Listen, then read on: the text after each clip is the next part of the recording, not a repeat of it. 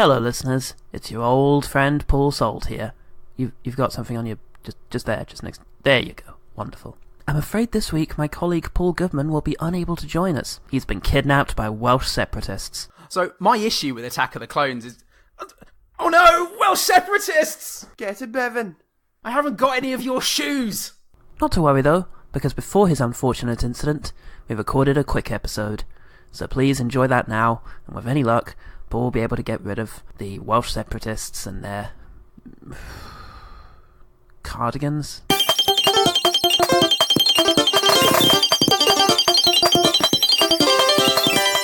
Hello, and welcome to One Quick Thing, the podcast we do on the rare occasions when one of us isn't available to watch a terrible movie and talk about it every single week. It's the third time in 18 months, so yes, we both live very well-rounded lives there. Yeah, it's not enough to hold a grudge, is it? But it's just a few too few times, isn't it? To be happy. Should be more than that. Oh, but can you hear that sound? Gorehouse Grace. Gorehouse Grace. That's right, it's Mill Creek's Gorehouse Greats, a compendium of the very best horror films you can get the rights to for free. Yes, Gorehouse, you say? Brilliant. Ooh, I wonder what gore experience we're in for this week. Well, if the last two are anything to go by, there's some real ones. We're in for some Head Milton. Well, Head Milton, who's that? Head Milton. He's the best sound engineer this side of the San Fernando Valley. Okay, well, we rolled a dice for it, and destiny ordained that we must experience today a nightmare in wax. That's right. Remarkable, aren't they? So natural, so real, seemingly alive. I'll let you in on a little secret. Some of them are alive. Zombies, frozen in a theater of terror. People puppets, acting on the cues of a madman. Nightmare in Wax. It was Bud Townsend's 1969 film of a screenplay by Rex Carlton, the very last film he wrote before he killed himself due to mob debts.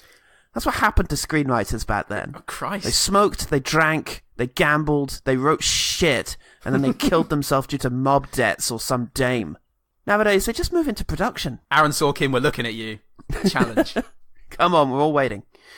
The film stars Cameron Mitchell, terrible movie extraordinaire. Cameron Mitchell as Vincent, once a man, now a monster. He did fabulously terrible work in Deadly Prey.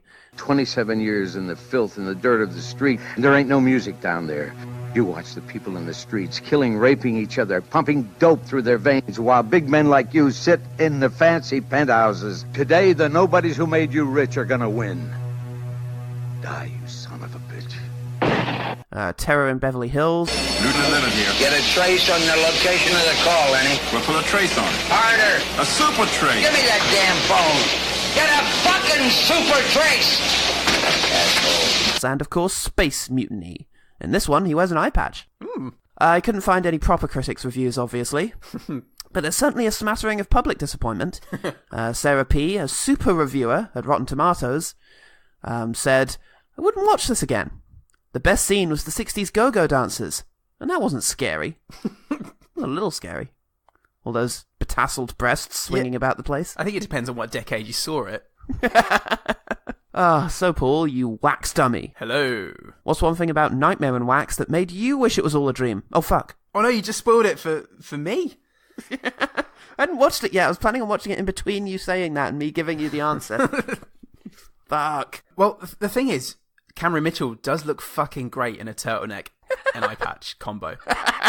He's rocking that eye patch turtleneck combo we've all known and loved. Alright, well, let's find out what he does with that turtleneck and eye patch. Tell me about the events of the Nightmare in Wax. Okay, well, it starts off with a blind man played by John Lithgow walking into a room full of drunk actors. He's actually, his name is Max. He's a movie producer who just doesn't take off his sunglasses. He won't do it for you. He's not going to do it for the socialists. Yeah, for any fucker. Fuck all of you. He's a man's man. Blind John Lithgow, he's proposing a toast to the 2 stars couple du jour. Yeah, two stars who are fucking, and they're getting married, and they're also in some really good films or something. They're going to legitimize their fucking. One of them is Marie Morgan, and she's lovely, and the other one is Tony Dean, and he's lovely. And Tony Dean. Tony? Oh, that's right, I'm Tony Dean. In the new film, Tony Dean speaks the truth. Look for me in my new film, Tony Dean Races. Yeah, so for those performances, he's snuck up on in first person and jabbed with a syringe. Oh no, not at the party. It's later. No. Well, thank you very much, Max. Who was that? Oh, Tony, brilliant. Just method to the end. Classic Tony. He goes home without his fiancée because back in the day, people knew how to act correctly. They each went to their parents' homes and waited anxiously to be wed. Yep. The police astutely noticed that this is the third boyfriend of this chick who's freaking mysteriously gone missing, but also like the fourth consecutive star of this particular production company. Yes. So they think, maybe we should check with the only boyfriend of hers that hasn't gone missing, who also used to be a star of this place before he was mangled by its head director. Yes. He might be a suspect. So they go check out Becaped. What? Capey McEyepatch? Capes McScarface? Oh, him. He's harmless, they say. He's a pillar of this community. So they go in and question him, and they're like, well, what do you think? And he goes, tell you what I think. I think it's anyone other than me. And both policemen go, yeah, that's a pretty good theory, actually. Let's go with that. And then we have a flashback. We're treated to a flashback where... He is the boyfriend of Marie. Of course, he is the boyfriend of Marie. And he's asking her to tell Max, blind John Lithgow, even though he is blind, you're going to have to break up with him because you're my best gal. And she does that. And then what blind John Lithgow does is... Well, he hesitates for about 3 seconds, and then he just fucking throws his brandy in his face. Well, it's wine, I think. Oh, is it? It's the most flammable brand of wine available commercially, because it immediately sort of it turns him into a body double who jumps through a pane glass window because it's all they know how to do in reaction to any situation, and lands in a pool. But by then he's got Scarface. Oh, he's got a big old like shiny melt face. It looks like a pizza. He has got a shiny melt face. He used to be the makeup artist of this Productions. Paragon Productions? Something like that. Oh, yeah. He used to be the not makeup Renegade artist. Productions. It's not Renegade Productions. That's a whole different firm with way more killer wax people in it. But yes, he retired and now he makes wax figures, even though we never see him present them to the public or anything. You have to understand at this point that he must be the best fucking wax guy in the entire world. People take a look at his wax works and cannot tell the difference between wax and humans. Humans. This is crucial to the integrity of the story. I just had to point that out. They question Marie, and Marie learns from them that Vinny is making a waxwork of Tony. Of Tony Dean. Her dead boyfriend. Tony Dean. Yeah, of Tony Dean in... I'm a wax head. Oh, no. After she tells the police, well, Vincent was entirely normal, although he did have a searing hatred towards Max and his production company immediately after the accident. Yeah. And the detectives are just like, this is a hard case. This is a pickle. Oh, who could have done it? Somebody's bumping off people, all in some way related to Cameron Mitchell and his hatred of this company. Cameron Mitchell's collecting wax figures that look uncannily similar to the people who've gone missing. It's a right old conundrum. Yeah. But Max shows up and he asks her to be in a film because that's what he does. Yeah, so Max is like, come on, you've got to be in a movie. And then Vincent shows up and it's like, oh, Vincent, what's it you tell her? Look, she's got to be in a movie. Come on, old mate. Oh, sorry about the burnt face thing. But tell her, go on. And he just sort of stares him down in his Cameron Mitchell way until he leaves. And it is a way. It's definitely a way. At that stage, is that when we cut to the 60s dancing girls? No, not yet, my friend. I know you want to get there. Oh. But, oh, I love it so. But, no, this is the stage where she's like, Vincent, I'm so glad you came. Yeah, maybe we can discuss our issues. Sort of have a bit of a reconciliation. I know I was a bit of a dick and, and I know your boyfriend set fire to my face, but maybe we can have a word about things and really get to the bottom of it. That sounds great. Yeah. I need you to give me your wax duplicate of Tony Dean, who was a much, much better lover than you. With us, it was different. We never really matured, but with Tony, oh, it was special. Sell his soul to the devil if I could have him back. I mean, we were fine. Yes, that's it. We were okay, but Tony, Dean. But Tony Dean. Let me tell you about Tony Dean. Golly gosh. Couldn't sit down, walk straight. You, it's like getting a foot rub. By a child. Yeah, by a weak child with no hands. I beg a child. Yeah, he was asleep. His parents didn't love him. And he's not even from this country. So that's what making love with you was like. It was like a fucking child aid advert. Anyway. Meanwhile, back at the museum, there's spooky goings-ons, which is freaking out the comedy. Oh no, they do showing him to the public. Oh yeah, there is. I mean, there is an actual wax museum. Yeah, he's showing them around. There's a Rudolph Valentino thing there, and you've got your comic relief. You've got your Tom Green of this movie, showing people around the round the waxworks. In between whacking off the wax horses, he's noticing that eyes are moving in the waxworks, and that's when I think it's revealed to us, the audience, that what he's actually done, rather than kill people and immerse them in wax, is he's hypnotized them. Do you know what? Actually, it's kind of. It's hinted at after he gets off the phone with Marie when she invites him to dinner because Tony Dean starts calling out for Marie, and he takes off the blanket of the wax head of Tony Dean that he's been working on. It is not a wax head; it's a real head, and Tony Dean is all mangled up. Somehow so he injects him again. Killed him with an injection. I don't know how he got mangled up. He fucking brought him over on the tube. He didn't notice that his head was sticking out the window. The number of times he just kept dropping him. The tour guide, the Tom Green character, he's he goes into Vinny. He plays this off as maybe the tour guide is a drunkard, and he's like, well, I am a drunkard. Yeah, I'm not an alcoholic. I am a drunkard. It's a fine line, sir. Gee, I sure am drunk right now. So, gee, mister. Well, guess you're right. Gee willikers. Yeah, so he's essentially convinced that because he's a sot, he's not, he can't be trusted. And because he's an irredeemable drunk, he can't trust his own senses. Right, meanwhile, in the 60s, because we do now cut to the T-Bones.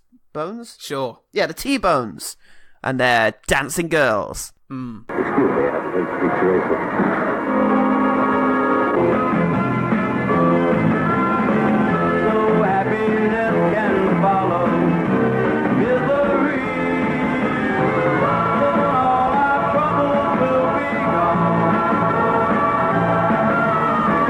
Gets very Austin Powers for a bit. And what a sight that is. Yeah, it's completely sincere, legit stuff here from a film made in the 60s. Every woman is tasseled, and every man is suited and with an eye patch. It's fully clothed. It's fully clothed. Even their faces are covered in case they're mistaken for private parts. But the women, God. Anything seen goes. them? Look at those abs. God. Look at those 60s abs. Look you didn't get those going to the gym. Yeah, and so after a 4.5 minute sequence of 5 ladies dancing. After 4 minutes of shooting a local go-go club in order to have a little bit of production value in this fucking thing, it transpires that Cameron Mitchell's gone to this club in order to try and find Casey Affleck, doctor from fucking Brain Twisters, who's stampeding around the place. But failing that, he decides that what he's going to do instead is pick up the girlfriend of Max. Yes. Which he does using his sexy, sexy voice and words. Oh, Vinny, when you talk like that, I blush. You blush? Yeah. Other men talk, okay. But you, I blush. Because if there's one thing I've noticed, is that women love someone who's verbose. I'd have to take your word for it, mate. He just used the word onomatopoeia. Oh, I bet he could even spell it too. Oh, gushing. So, yeah, he manages to seduce her, and it's just like, bring Max by me wax museum. Yeah. And she's like, sure, mister. At that stage, somebody gets on the phone with Marie and says, look, I know you don't want to act because you're still grieving over the loss of your beloved Tony Dean. Tony Dean. Tony Dean. What? Tony Dean. What if we shot the film at a wax museum so that you could play off of a creepy wax dummy of your recently missing partner? Oh, earlier on, I think Max says something to her that's like, look, I know it was a tragedy, but it's been 3 months. Yes. It's more than enough time. It took me less than 10 minutes to get over setting fire to Cameron Mitchell. She agrees. The blonde girlfriend, the blonde girlfriend chick whose name I'm pretty sure is Teresa, She brings Max to the wax museum as agreed. And he's like, oh, he doesn't like me very much. I did set fire to him once. Yeah. It's always awkward, you know? I never know. Like, he says it's fine. Yeah. He always says it's fine, but... He's very modest. You know, it's hard to... it's hard to start a conversation. Because you look at the face and you always think, you know, back to when I threw the... Yeah, I never stop screaming when I see him, and I think he finds that uncomfortable. Yeah. So... I mean, really, it's his problem, but... He's at the door at this stage. Vincent's in front of him at this stage. I mean, it is his fault, but... And then he lets him in, and he goes, Vinny, and he fist bumps him and gives him a hug, and he's like, have you got any pills I could take? Yeah. Sorry about the burnt face. Any food lying around that I haven't seen, that I didn't see prepared that I could just eat? Anything? I'll take it. Yeah. Anything? Bait you? So he goes in and they look. He's made a head of Teresa and it's very lifelike. He's a very good waxman. It's like a human. They say brilliant. Yeah, it's almost as if he didn't need to murder people and cover them in wax. Yeah, he just I likes think that artistic merit isn't his sole motivator. I must make these better. Exactly. At any cost. It turns out that he has drugged the wine that Max drank. He gets all woozy, so he puts him in a chair, and then he goes, "Listen to me, you fucking piece of shit!" And Teresa's just looking on, smiling. And he's like, "I've got a vendetta, you see? Verbose. A vendetta!" And he shouts vendetta. Who are you trying to get revenge against? I can't remember at this stage. It was either you, or Marie, or possibly Jimmy Dean, Tony Dean. I don't know. But the point is, you're getting waxed, mate. I'm going to wax you up good. And but before he does that, he then goes over to Teresa. What are you going to do with me? Kill you. Yeah. It's one of my favourite lines of the fucking thing. Yeah, it's great. It's fantastic.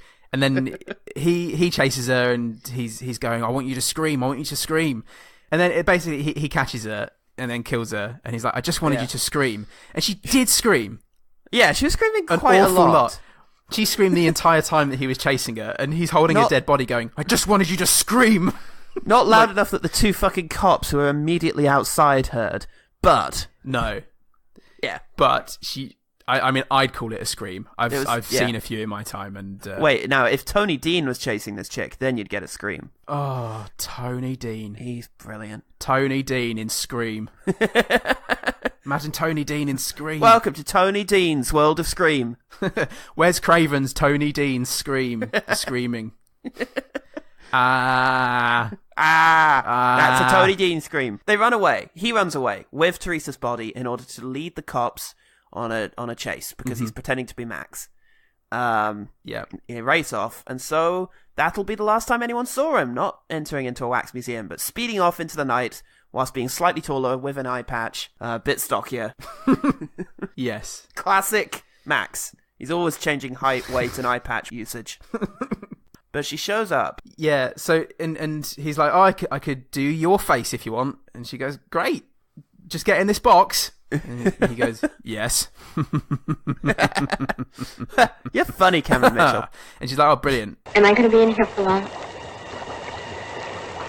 Only an eternity, my dear. Well, now you're in the box. It's like, oh, really no allusions to... I'm going to turn you into a wax zombie. Yeah, really no allusions to goodness. It's just, well, you're in the box now, so... Boo. Fortunately, though, what's his face? Tom Green comes back in because he's seen not only the female waxwork blink, he's seen one of the others look at him meaningfully, and he goes, well, it's off the wagon for you, Nick, he says. Yeah, I'm going to go get drunk again. Fuck this.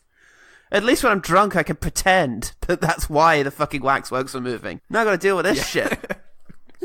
Done. I'm done. I'm not even getting paid for this. Just do it for the love. I can tell you exactly how they foil Vinny. He This is how you beat Vinny, the final boss of Nightmare and Wax. Yeah. He's got everyone. Max is in a noose hanging over molten wax. Marie is in a box for all eternity. Tony Dean is a zombie against all odds. And suddenly, Max decides to repeat something that he said to Vinny just before he threw the explosive wine in his face. And it's whatever it is I'm Max John Lithgow. I can make you tiny to me, and something, so on. And then he starts laughing. And then he keeps laughing, and he laughs so much for about 15 seconds that Vincent goes, no, and just jumps in the fucking molten wax, basically. Oh, yeah. And then they laugh him to death. They laugh him to death. There's this clinical killer, or clinical controller, I guess, who'd been so fucking precise in all of his operations. Lucky that the police had been imbeciles, but had been pretty cool, calm and collected. Just loses it fucking completely when this guy starts laughing at him, and that's it. No one's ever done it before. No one's laughed at him. If only I'd have laughed at him. It just wasn't that funny. And then it's a dream, as spoiled earlier. Bastard. Then he wakes up. Because oh no, bad writing. Looks like they northed it for me. Yeah, he gets a phone call to say, "Hey, it's Marie. I am gonna tell Max that we're gonna be together and everything's gonna be fine." Yay! But he might have gone mad now. Oh, he probably went mad because of the dream, which is what happened, and which is what happens in the film. Yeah, with dreams. But it's not even that he didn't wake up with the disfigurement or anything, and it wasn't like, "Oh, I've learnt my lesson. I'm Tony Dean now, and I'm gonna be nice to everyone." It was just he was fine. Yeah, fuck it. Thanks, everyone. Bye. The end. An RKO picture. Unfucking believably. Nightmare in wax. Frightening. Diabolical. Weird. Yeah, that was the Nightmare in Wax. Yeah. What'd you make of that? Well, do you know what? Let's wax lyrical.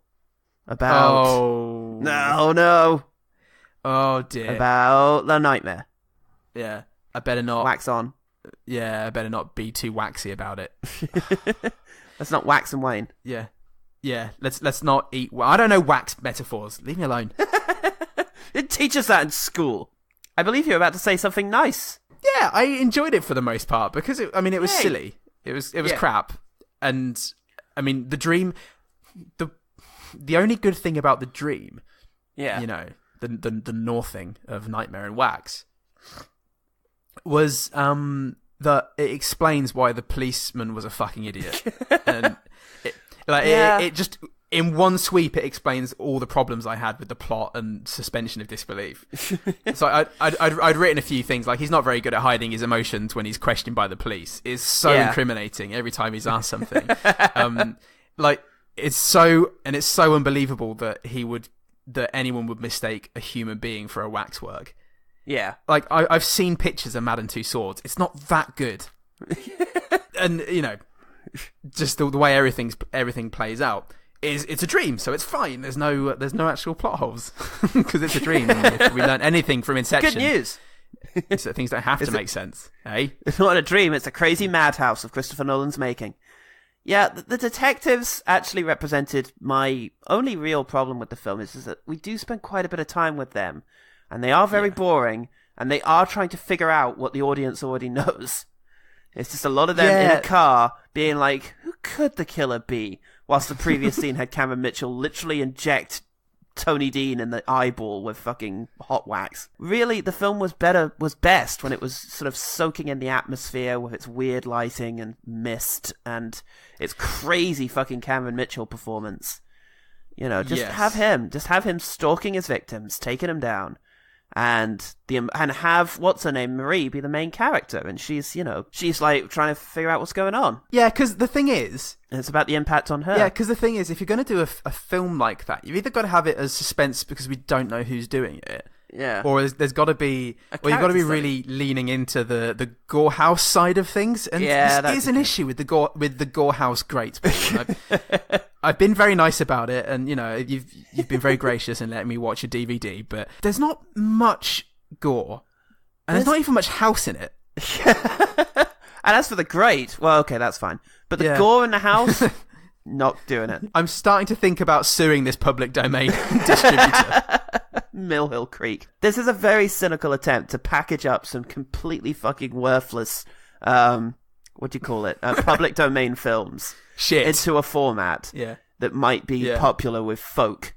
And I think at the point it was released, it was, the Saw movies, it was torture porn. That was the big thing. Nowadays, I think it would lean more into the idea of it being spooky and crazy. Yeah, spooky is the word. If I had to come up with a title, I think it would just be ... spooky. ... Cameron Mitchell sometimes. Yeah, I guess it was just a sort of thriller and a knockoff of the wax movies that have come before it, because there is kind of a tradition of this. But it could have done some really creepy things. Like, syringes are inherently creepy. They really scare me. I was trying to think of a Gill My Goose. Especially nowadays when, syringes could have anything in them. Syringes freak me out like nature freaks you out. It's going right in you. Yeah, it's right in you is the thing. You stabbed with a knife, you might die, but if you're stabbed with a syringe, there's a good chance that you're going to get hepatitis or AIDS. Your face is going to fall off into your breakfast one day. And yeah, exactly. Yeah, it is unpleasant. And the premise is unpleasant. The idea of becoming... this really needs to be I have no mouth and I must scream. They must be sort of weirdly conscious back there. Like Get Out. They must sort of, be something of the people back there behind the vacant stairs, sort of desperate to try and escape. They needed to lean more into the horror than the sort of plodding police procedural. Who done it? Yeah. The Cameron Mitchell done it. That's subgenre. The he done it, yeah. He done it. Because it's also not a why done it. It's not like the abominable Dr. Fives, where we gradually learn what the motivation is throughout the entire film. He tells us in the first flashback why he wants revenge. Yeah. And then when you look at the way he interacted with other people, like Marie wanted to be with him, and Marie wanted him to be okay, and she's like, we can do this together, and he's like, get away from me, I want revenge instead. I want to be an eye patch wearing revengeman. Yeah, finally. And there's a tragedy there as well.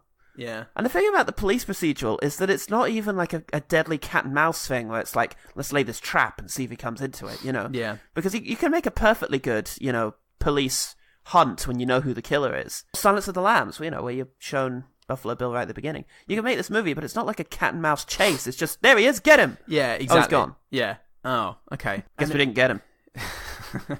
Damn. This is Brain Twisters again. It's, you remember we said that had a really interesting premise and plot. It's the same thing. There was real strength here. And I do think it came out more in this than it did in Brain Twisters, the stuff we liked. Yeah, stop putting police procedurals into your plots, movies of that 30-year period.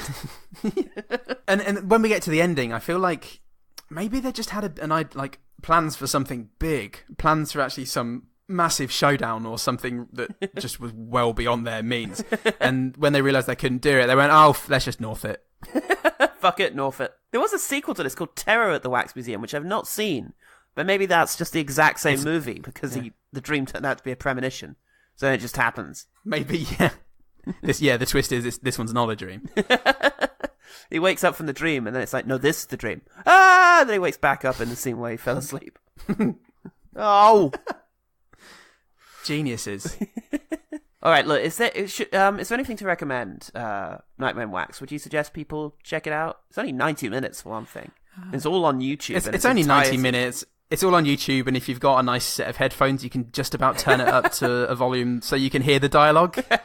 If your thing is watching old budget B-movie horror that doesn't go anywhere, then sure. It's got some camp value. It's got some Cameron Mitchell. Yeah. Let's quickfire. Cool.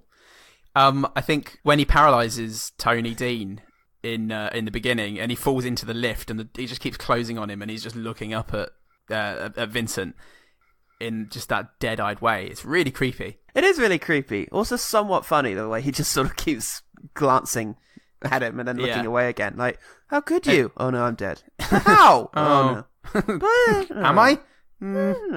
Maybe this time. Yeah. And he does fall slow motion in a Garth Marenghi way. There's a lot of Garth Marenghi likeness in this film as well, we haven't said, but I thought of it many times. So, in the flashback to before the accident, there's a scene between Cameron Mitchell and Anne Helm as Mary. Mitchell, they've got good chemistry before the accident, and Mitchell's, giving it all that, and he's kind of a charming motherfucker. Oh, Romeo, Romeo, wherefore art thou, Romeo? Well, I tell you, Juliet, old Romeo, he's out in that there woodshed. Yeah. Yeah, and he's hiding his secret love from all them Capulets and Montagues and Black Maxes. Oh, darling, it won't be long. I get it. I get their relationship, and it's kind of sad that it ends in wine-related tragedy. Yeah, Benny is actually not Benny. Sorry, Vinny is actually extremely charming and very fucking cool until he gets his face burnt in. Then he can only seduce Teresa-style chicks. At one point, she gets impressed by the way he says yes. So yeah, not much hope for her. Glad she's dead. The tour guide, the Tom Green type, I thought he was fucking charming and actually quite funny. Yeah. He made me laugh, especially his line, "Well, it's back on the wagon for you, Nick." Now they're all starting to move. Next they'll be talking to me. I gotta have a drink. It's off the wagon for you, Nick. Yeah, he was fun. He felt like a holdover of a former age of the sort of 1950s B-movies. Yeah, he had a lot going on. Sort of gulp. Yeah. He could have been in Singing in the Rain, you know, he had that kind of energy about his performance. Yeah, that's good stuff. The lighting is so good in this movie in so many ways, and that's particularly true in the Hello Marie scene where Tony Dean, I think it's Tony Dean, is, he's got his scarred face and he is saying hello Marie over and over again. Oh, yeah. Bub style, but before Bub, this is before Day of the Dead. But, like, there's a cloth, and you just keep hearing, "Hello, Marie." Yeah. Then he takes the cloth off, and lit entirely in blue is this fucking creepy head with scars all over it, saying, "Hello, Marie," over and over again until Mitchell injects him with more of his Mitchell juice. Yeah. And it's just, really creepy and sinister. It's like Creep Show. I loved the scene where Vinny's pretending to be Max, and he's driving off as Mr. X. Oh, yeah. And he's got Teresa dead in his arms. Or in just like he's got one of his arms around her really roughly, and he's driving and talking to the girl at the time about that we're gonna stitch him up like a kipper, my love, but she's dead. My lovely. She's dead, like your chip. She's dead and kind of like wide-eyed, just fucking dead, and he's really creepily just carrying on with this. Yeah, it's a really good expression from her. Yeah, and Cameron Mitchell is just. Like, he's ham completely all the way through this, and it's glorious. It's really good. He's honey roast ham, thickly sliced. I mean, the music in general I thought was pretty great, and the horror music when he's pursuing her is loads of like shrill stings, and then he grabs her when he catches her and kisses her, and it turns to sex music, and for the duration that they kiss, and she believes that he's not going to kill him, but then he stabs her, and the sex brass goes like completely shrill, like somebody's being garroted off stage.